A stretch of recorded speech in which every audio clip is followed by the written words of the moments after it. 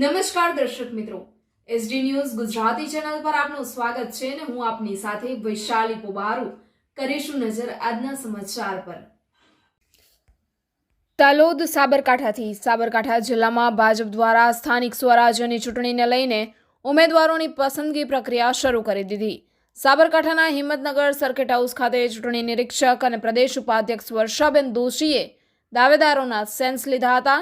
જિલ્લાની તલોદ પ્રાંતિજ અને ખેડબ્રહ્મા નગરપાલિકાની ચૂંટણી છે, જ્યારે તાલુકા અને જિલ્લા પંચાયતની 7 બેઠકો માટે પેટા ચૂંટણી 16 ફેબ્રુઆરીએ યોજાશે।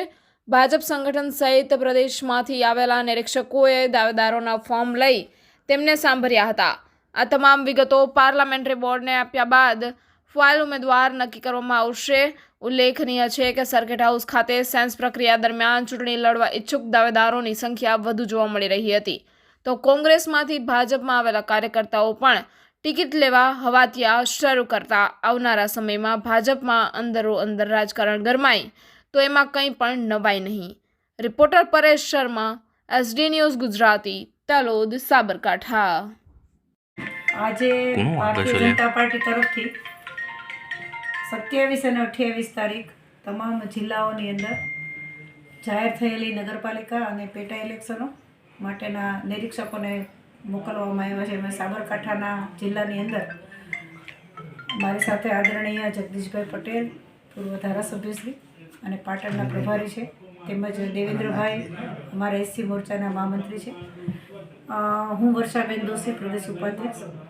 અમારી સેન્સ પ્રક્રિયામાં સાબરકાંઠાની અંદર તલોદ, પ્રાંતિજ અને ખેડબ્રહ્મા આ 3 નગરપાલિકાના સેન્સ લેવાના છે। આ ઉપરાંત જે પેટા ઇલેક્શન તાલુકા પંચાયતના છે એની પણ આજે સેન્સ પ્રક્રિયા થવાની છે। અત્યારે તલોદ નગરપાલિકાની કામગીરી ચાલુ છે, એમાં 2-3 વોર્ડ સુધીના ઉમેદવારીના જે ફોર્મ છે એ આવ્યા છે અને હજી તો અમારી કામગીરી શરૂ છે, એટલે કુલ કેટલા ઉમેદવારો ઉમેદવારી કરી એવું તો હજી કંઈ નક્કી નથી થયું, પણ 3 વોર્ડ સુધી પત્યું છે અને આના પછી પ્રાંતિજ અને ખેડબ્રહ્માની નગરપાલિકાની પ્રક્રિયા શરૂ થશે।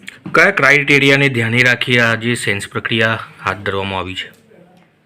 આમ તો ભારતીય જનતા પાર્ટીએ બહુ સ્પષ્ટ અભિગમથી ચૂંટણીઓ લડવાની છે સ્થાનિક સ્વરાજની, ત્યારે એ જે અમને આપવામાં આવેલી ક્રાઇટેરિયાની કામગીરી છે એ અમારે સમજવાની છે, એટલે એ જે પ્રકારે ઉમેદવારી ફોર્મ આવતા જશે એમાં જે અમને સૂચના મળી છે એ પ્રમાણે અમે જોઈ લઈશું। રિપીટેશન થિયરી અપનાવવામાં આવશે કે નવા ચહેરા હશે? પાર્લામેન્ટરી બોર્ડમાં બધું નક્કી થશે, જે પરિસ્થિતિ સ્થાનિક પ્રમાણે જે સૂચવવા જેવી યોગ્ય લાગશે એ પ્રકારે પાર્ટી પાર્લામેન્ટરી બોર્ડમાં આ નિર્ણય કરશે।